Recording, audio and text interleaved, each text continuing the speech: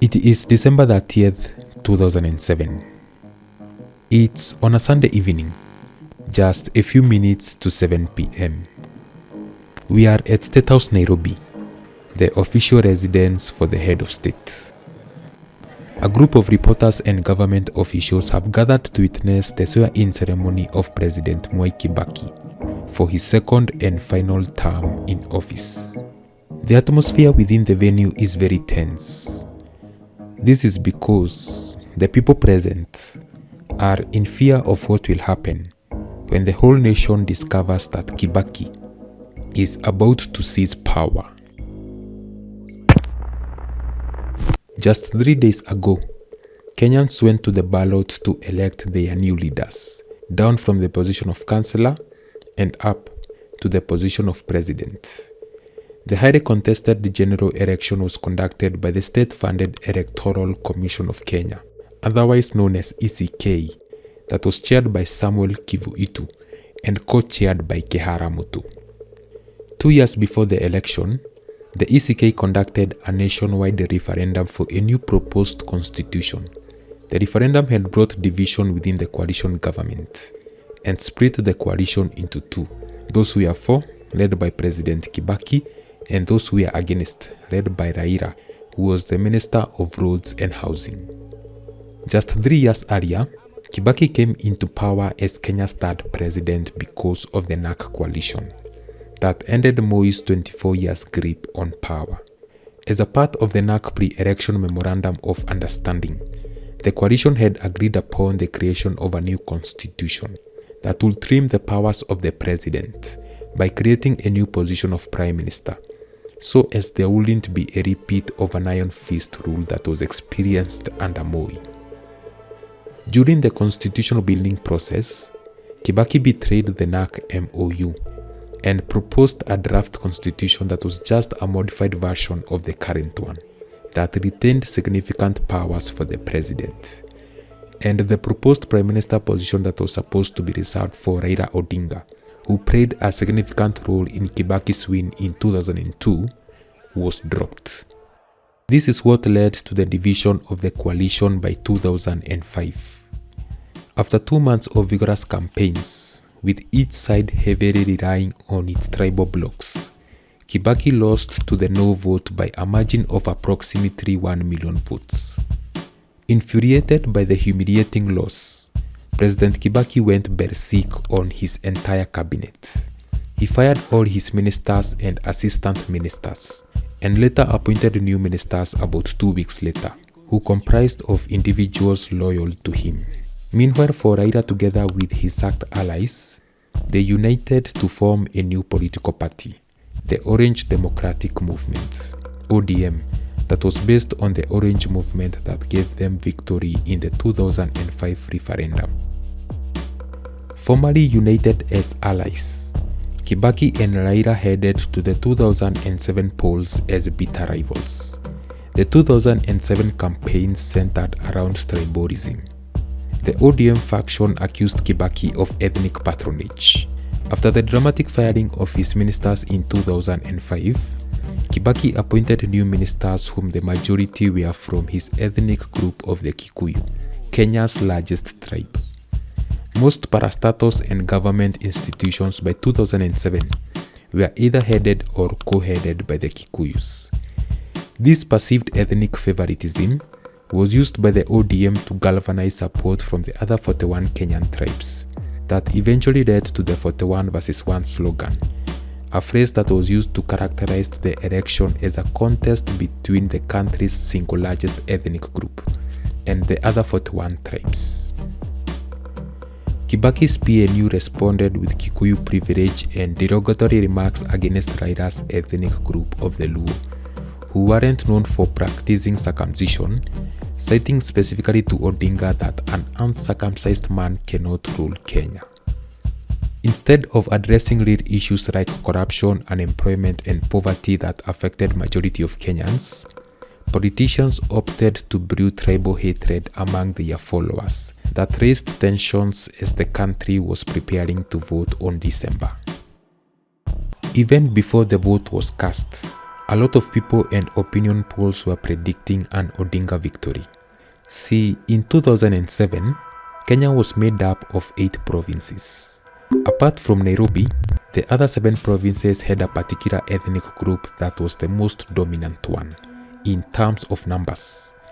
Central Province was dominated by Kibaki's ethnic group of the Kikuyu. Nyanza Province was dominated by Raila's ethnic group of the Luo. Rift Valley was dominated by the Kalenjin. Western was dominated by the Luya. Eastern was dominated by the Kamba. Northeastern was dominated by the Somalis. Coast was dominated by the Mijikenda. Nairobi was the only province where people from all the 41 ethnicities coexisted with each other. Raila's strongholds included Nyanza, Rift Valley, Western, Coast, and Northeastern. Kibaki's primary support was from Central Province. A province like Nairobi was shared between the 2 candidates. Eastern Province of the Kamba was Kalonzo's stronghold, whom he as a Kamba ran under the party of ODM Kenya, a group that had splintered from ODM in August. These tribal voting blocks showed the extent at which tribalism was deeply rooted among Kenyans. Just 2 months before the general election, Kibaki replaced the vice chair of the ECK with his own tribesman. This move was seen by his opponents as an attempt by Kibaki to influence the outcome of the election, and raised tensions even higher among Raila's supporters, who publicly stated that if Raila lost, there will be an outbreak of violence. When the day of voting arrived, the voting process was conducted peacefully in most parts of the country. The vote tallying started at the early hours of December 28. By December 29, the ECK together with multiple media outlets indicated Raila's early lead, with Kibaki trailing with a margin of approximately 884,000 votes. As the counting was still in progress, something weird started to happen. Suddenly, the figures started to change very fast. By December 30th, the ECK's figures showed Kibaki way ahead of Raila, while the figures displayed by media outlets showed Raila still in front. Members of the ODM quickly flocked the KICC building to confront the chairman of the commission about the sudden change of results. The ODM had with them massive evidence of rigging in favor of Kibaki.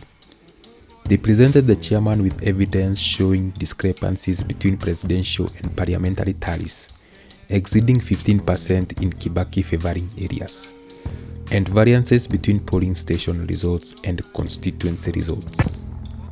A very, very minimum request to make. And therefore, for example, in Juja, and let's be candid. In Juja, the total number of votes obtained by all the parliamentary candidates is 85,000.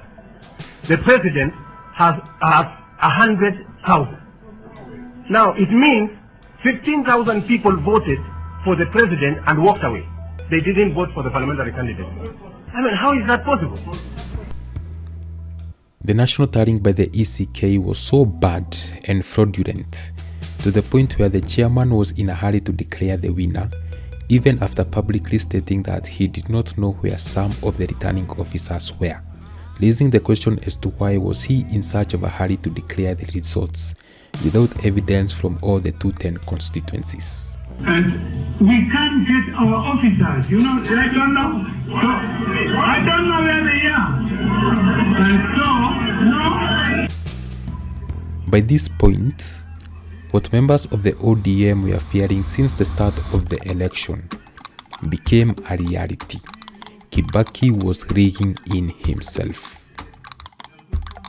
By around 5 p.m., the ECK went on and declared Mwai Kibaki as president-elect. David Ngede, 5,976. Honorable Raila Odinga, 4,352,993. 4,352,993. Rajput Nazlin 8,624. This means Honorable Moi Kibaki is the winner. The Commission therefore declares Honorable Moi Kibaki as the President of Kenya. And this is what brings us back to where we started at the beginning of this video. Shortly after, the head of the ECK presents Kibaki with a certificate of election. The Chief Justice is then called upon to swear in Kibaki in the presence of the National Police Commander and the Chief of Defense Forces, showing that Kibaki had the full support of the armed forces.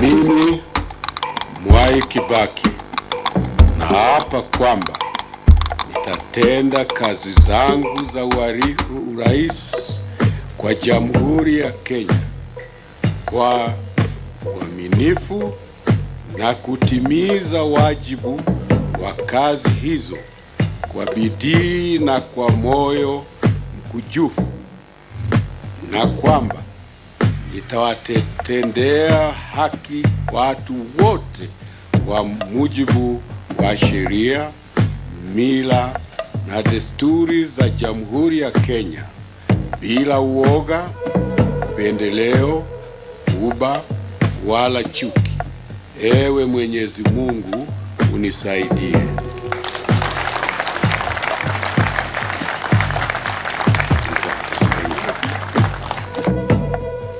The swearing in of Kibaki was aired live on the National Broadcasting Channel.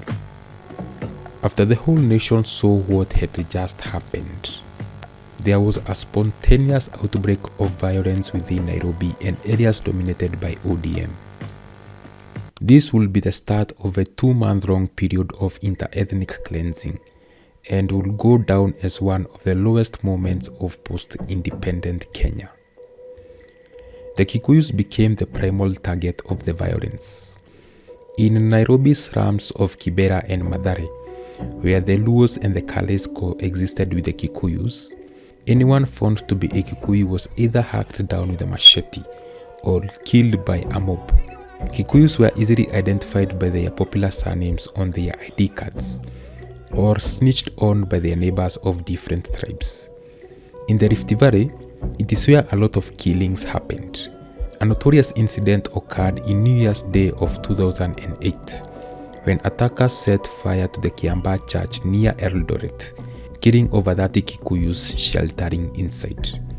The police had a hard time containing the widespread violence amid tribal disputes within the force, as some took part in perpetrating the violence.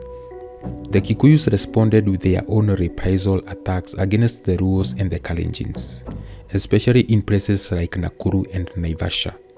The killings were mainly done by members of the Mungeki, a banned Kikuyu youth militant that had been formed in the 80s to protect Kikuyus from land injustices within the Rift Valley. A total of 41 deaths were reported in Naivasha and 161 in Nakuru. In a bid to stop the violence, the African Union, in collaboration with the UN, sent a delegate to Kenya that was led by the former UN Secretary General, Kofi Annan, to mediate between Kibaki and Raila. Annan arrived in Nairobi on January 22nd and facilitated the first direct meeting between Kibaki and Odinga on January 24, marking an early breakthrough amid stalled local efforts. What then followed was a 41-day mediation process. Odinga's camp insisted that a new presidential election be held within the shortest time possible. Kibaki repeatedly refused to give in to the demands and opted for a power-sharing deal.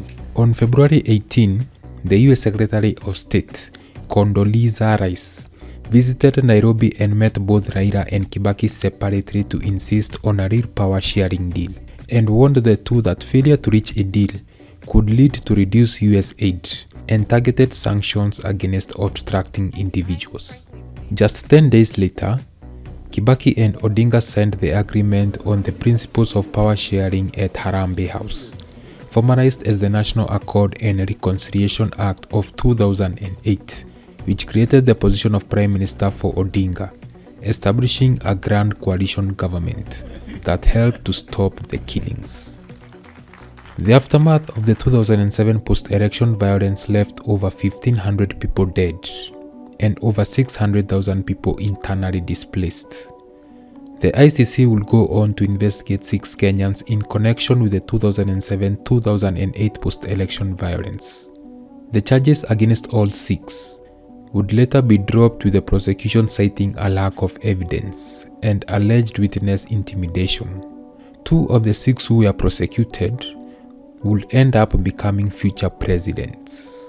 18 years later, a lot of the families who were affected by the violence are still dealing with the trauma. For those who fled their homes, some are still searching for justice so as they can get back their land. As for the 2 men who were at the center of the disputed election, Kibaki will finish his final term in 2013 and will pass away in 2022. For Raila, he will finish his term as Prime Minister in 2013 and will try to win the presidency for another 3 times, only to end up losing.